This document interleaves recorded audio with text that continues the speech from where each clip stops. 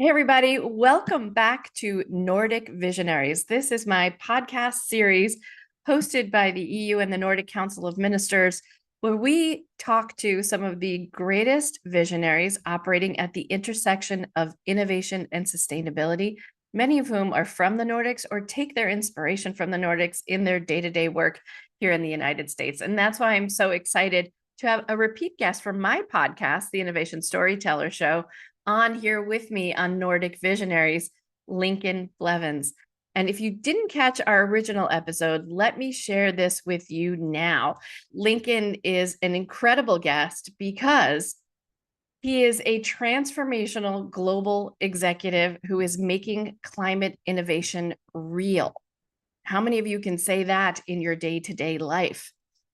Lincoln currently serves as Stanford University's senior sustainability executive, leading the university's mission essential operations and world-leading applied innovation in climate action, sustainability, adaptation, resilience, and climate justice, with vertically integrated power, water, and waste utilities and civil infrastructure. So every piece of the built environment, this is what we're thinking about when we're speaking with Lincoln, who is clearly the expert on the topic.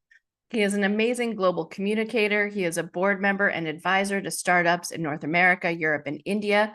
And he is the incredible host of the podcast Climate Plus: Purpose and Prosperity in an Unprecedented World. So thank you for joining me again, Lincoln. I'm so glad to have you on. Oh, I'm thrilled to be back. Thank you so much. Okay, so let's talk about all things climate and some things Nordic. So, what inspires you about Nordic innovators and their approach to sustainability? To me, it comes down to a very simple distinction that I'm going to say this too, perhaps too without sorry. For me, it comes down to a fundamental mindset that you find in the Nordics. I find that throughout the economies and the societies, you find climate citizens. I find that over here in the US, we tend to be climate consumers, but in the Nordics in particular, you find climate citizens. The great mass of people who are just tuned in to what's going on with the climate, what needs to happen, and their own role in making that happen. I think we also see that in parts of California, of course, and other parts of the US. But in the Nordic countries, it seems to be more of the rule rather than the exception. And I really admire that. And that idea of being a climate citizen, it says that first I'm a member of the earth before I'm a member of my tribe, my nation, my corporation, right? It starts from, and I think it stems from a deep love and appreciation of nature. I would agree with that. I mean, and you see that, there's the old Swedish saying about no bad weather, just bad clothing. Maybe everybody has that. I heard it from a Swede. I heard it from a German, so there you go. There you go. There you go. It's everywhere. But the sense of outdoors being home as opposed to being somehow outside of us, and I think a more intense feeling that of human beings as part of nature as opposed to human beings as somehow separate from Right, or nature, conquering of it, right? or conquering, or the conqueror of it. Yeah. Right, which is a lot Yeah. of our natural history here in the United States, right? Whether it's eminent domain or manifest destiny or any of those, whether it's, coming from the state or coming from our value system or having dominion over nature, right? Any of those philosophies that might have played out that have forged how we think about how we live in the earth or in climate today. Yeah. Yeah. So tell us a little bit about what's going on at Stanford. You are really one of the leaders in sustainable campuses here in the United States, but you take such a holistic approach to thinking about what is this environment where students and faculty and people are going to come and study and enrich themselves. Tell us a little bit about what's happening on campus. How are you thinking about the climate, sustainability, innovation on campus? Well, for us, it's about looking at it, as you said, holistically. looking at the whole picture. And when we think about climate, we think about climate, call it climate plus. I'll just put in a plug for my podcast there.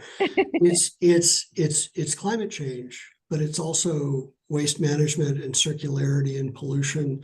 It's also climate justice and environmental justice. It's all sorts of different issues around water and wastewater and capturing value from sewage, for example. I mean, looking at our roads, looking at our bridges, looking at the way we transport people around campus. We actually have a fully electrified bus system, free bus system that circulates around campus. We are doing really remarkable things with stormwater capture, with building automation and building degasification. Wait, stop there for a which is, second. What are you yeah. doing with all of that wastewater? Where does it go? What happens?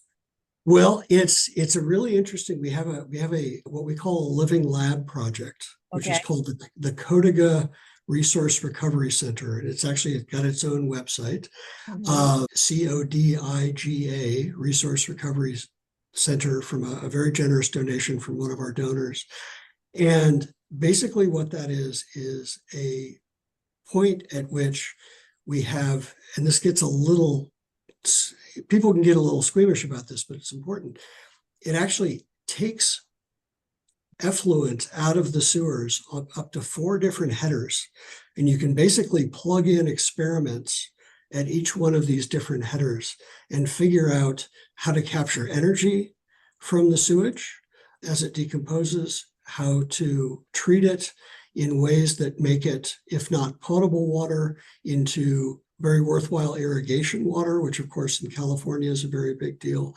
So, and also we're running some experiments and some demonstration projects on how to best treat that in ways that don't involve the giant greenhouse gas emitting legacy infrastructure like a water treatment plant. We're actually working on a biofilm reactor, which is probably a whole other podcast that we could go into, that will very cost effectively and very real estate effectively, in a very small footprint, both create irrigation water, near potable water from wastewater, but also from the gases coming off that wastewater, drive a reciprocating engine that powers the whole system. So It's a self-powering system. So we're doing a lot of really cool things around applied innovation on the water side, in the building energy management side, on the waste management side. But our crown jewel is really our district energy system. And let's talk about that. Yeah, it's an amazing system. We've always had district energy, and what district energy is basically is having a central plant that sends out thermal energy for heating and cooling of a whole portfolio of buildings, a whole community of buildings.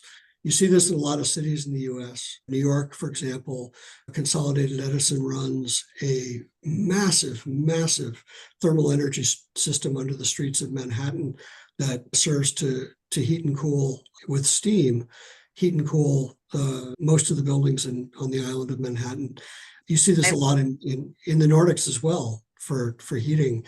So what we've done, we've actually taken. Sorry, this is to take the place of every single building and every single unit having its own air conditioner and its own heating system, right? Its own furnace. Yeah, its own furnace, right?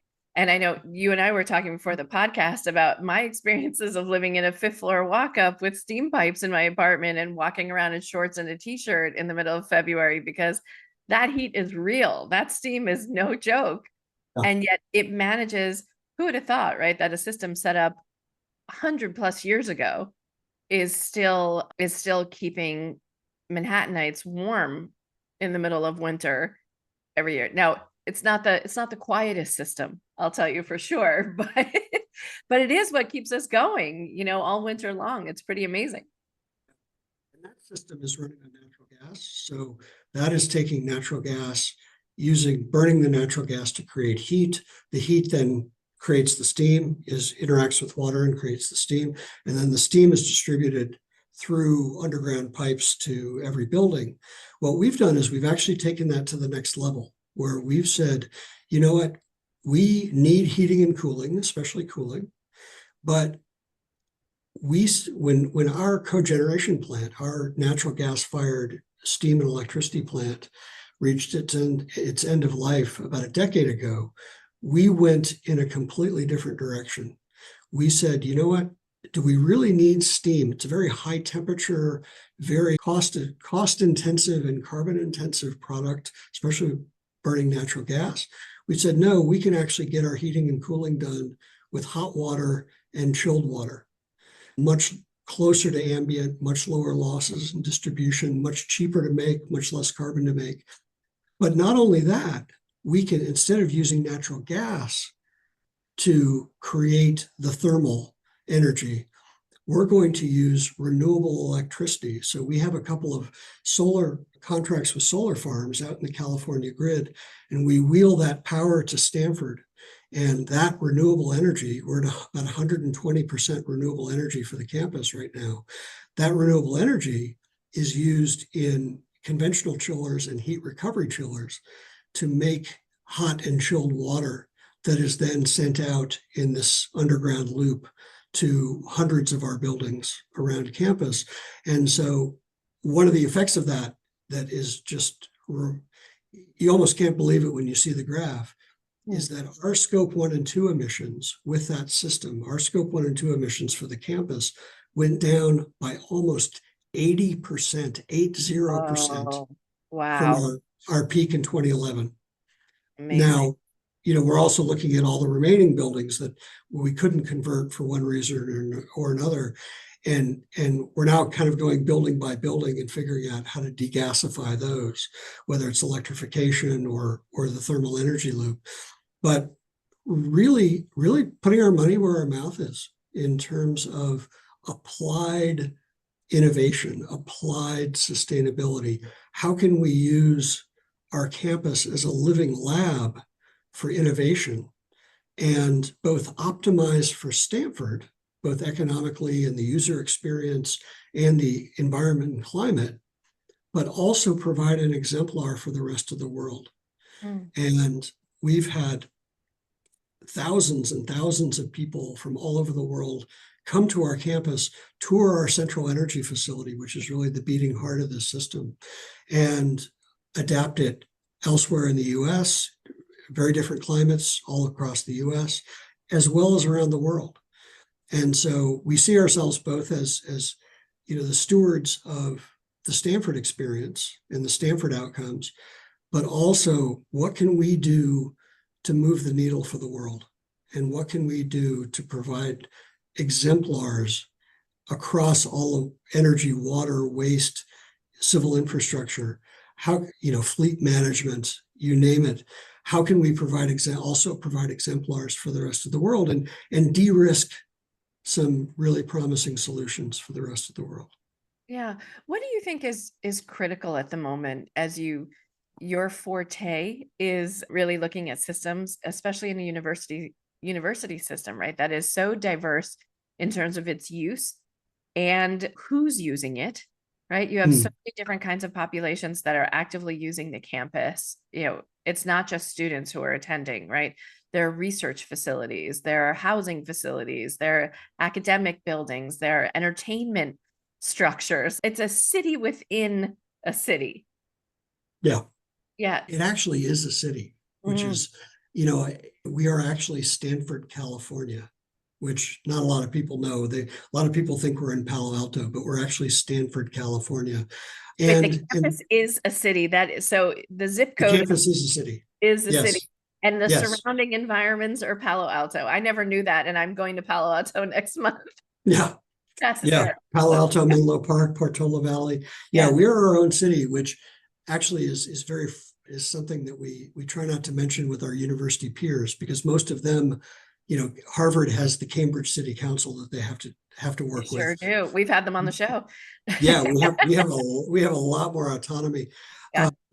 But it's a really important lens for us. Most people look at Stanford, understandably and justifiably, and see a world-class research institution world-class university. My group, we have to see it that way. Those are our customers, but we really see ourselves as running a full service municipal government, a full service public works department, a full service utility department. The roads, the bridges, they're all ours. The energy systems are vertically integrated, the water systems, the waste systems. So it's a really interesting lens when you walk onto campus, and it screams at you, university, but in our minds, we have to think city too, and think about how to keep this full service, very intense city moving 24/7. So is the dean the mayor? Is this how it works? How does it work? Who do you vote we for actually, at Stanford? well, I think that's all locked up in the president and provost. I actually don't, that's a good question. I actually don't know exactly how that works. But yeah, we are Stanford, California, which again, most people don't realize. Yeah, you're a city on a hill. You Yeah. just have to be a university within it. Amazing. Yeah. So, thinking about this connection between really being wanting to set a global standard, I imagine there are others who have come before you and like other examples that you look at that are really inspiring. I think about like that you have this electric transportation system around campus. So many campuses are still operating big, heavy gas-fueled buses, right, going around campus. How much do you think the infrastructure, even of the state of California, supports you in that effort? Because, many states don't have that necessity. When I think about the Nordic countries, the government structures are even set up to put in the environment first, right? And Yeah. so whether that is, economic stimuli, whether it's new legislation that requires, that we really look at the environment as part of our planning methodologies. How much do you think being in the state of California supports that effort in the same way that maybe being in Stockholm or Oslo has the support of its government? It's very important, but perhaps for different reasons. I Mm. think being in California is a very, very supportive policy environment for all of these very climate environment progressive sort of steps that we're taking in infrastructure that we're operating. But so much of it comes from the bottom up. So much of it in California, in fact, the US in general, so little comes from the top down at the federal level, although some days it seems like more than others. But so much of it is bottom up. So much of it is either state level or it's local level. Whereas the experience in Europe in particular tends to be more top down, where you create policy at the national level, and then that policy is implemented downward through the org chart, so to speak. Whereas in the US, and I think this surprises a lot of people from Europe, we just don't have that many mandates or that much policy around this, whether it's industrial policy or energy policy. We're making our own as we go along. Whereas from a European perspective, and I think particularly a Nordic perspective, it's much more of a top down, and we're much more of a bottom up in that regard. And so on the one hand, I think we have a lot more flexibility in terms of how we make that happen. But on the other hand, it ends up being an incredible patchwork. For example, we have the electric bus system on campus, but just next door, there may be a diesel bus system. There may be a natural gas bus system. It tends to result in, I think, perhaps greater innovation, but very much in isolated incidences, as opposed to something that is done across the economy. And as a result, I think there are fewer economies of scale in the US, because it's not like, I think when the state of California brought in its renewable portfolio standard, for example, that created economies of scale at the state level. And we're, I don't know, like the fourth largest economy in the world or something on our own. Right. Yep. We created those economies of scale, and thus you got very similar outcomes common across the state. But when you look at things like electrified buses, for example, it's very much hit and miss. It's very much, what do we want to do in our own much smaller jurisdiction? You'll get the push from the state level on a number of things, but really the implementation and the policy enthusiasm is coming from the local level. And I think it's a real contrast to the sort of top-down model and federal model or national model that the Nordics use. That said, there's a tremendous amount of inspiration from the Nordics. I mean, we look at our central energy facility, we have Danish pumps, we have control systems and other systems that we imported, whole hog from the Nordic countries, including, if I remember correctly, including users manuals that we had to translate from various Nordic languages. There is a tremendous amount of inspiration in what they're doing in terms of energy, in terms of waste management, even though my Danish friends tell me that even the Danes are getting a little bit of bin fatigue. I think they're on the 12 bins now or something like that. 12 different kinds of recycling bins? Different kinds of recycling bins. Oh my God, we can't even keep two straight here, right? I know. I still have a mini panic attack when I'm in a place that has 5 different bins. And I was like, I don't know if half of my meal, if the top half has plastic, but the bottom half has paper, what do I do with these 2 pieces? Yeah. Yeah. When we have campus events, we often have our waste management interns, or often students, literally standing at the bins, instructing us where things go. And we should know. We're the ones who should know. We live with this. We're educating other people about it. And yet, when push comes to shove, when you're standing at the bin, you still need someone saying, no, that goes here and this goes there. Oh, wait. So wait, Lincoln, answer me this. The paper milk carton with the plastic nozzle and cap. What do I do? What do I do? I was going to say you run away screaming. That's right. So here's what I do. I take off the plastic cap and I put it in plastic, and I put the paper, even though it has a little bit of plastic on it, I put it into paper recycling, and I'm just hoping I'm doing the right thing. I'm crossing both, for those who are just listening, I'm crossing both fingers. I'm going to say that's probably the right answer. But, okay. But the world throws these things at us. No amount of, I think the signage has gotten a lot better, but the manufacturers haven't gotten clear, right? They don't know. Manufacturers haven't caught up. Yeah. Yeah. I find it much easier in Europe, and gosh knows my family's German. So when I go there, it's all about the glass. It's all about recycling the glass appropriately, the brown glass, the green glass, the clear glass. And I think I've gotten that down only because I'm not colorblind, but that's about it. That's my only excuse for knowing how it works. So it's fascinating to know that even all the way out in California, you're taking inspiration from some of the sustainability initiatives that you're seeing on the Nordic side. That I don't know how it feels to you, Lincoln, but it just feels like it's so natural, that these processes come across as kind of intuitive when I go to the Nordic countries. It just feels like this is how it's supposed to be. Like, why wouldn't you do it this way? Whereas I feel like in America, we're still educating ourselves on how to live in a sustainable space. Yeah. We've had, at least since the First World War, we have had an aggressively linear economy where plastic packaging, for example, packaging of all kinds, disposability.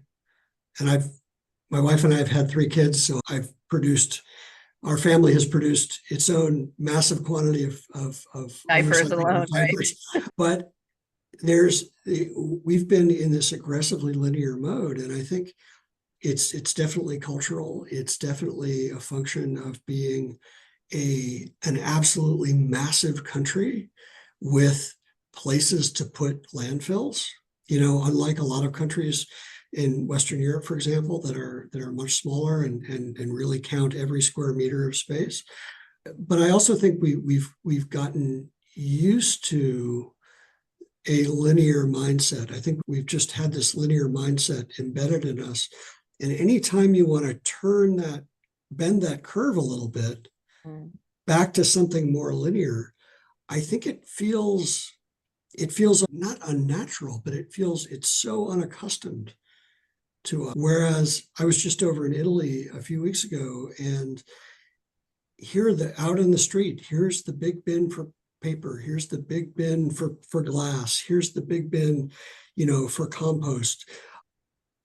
And for whatever combination of reasons, it's just, as you said, it's just, oh, of course I do this, and of course Right. I do that. What else would I do?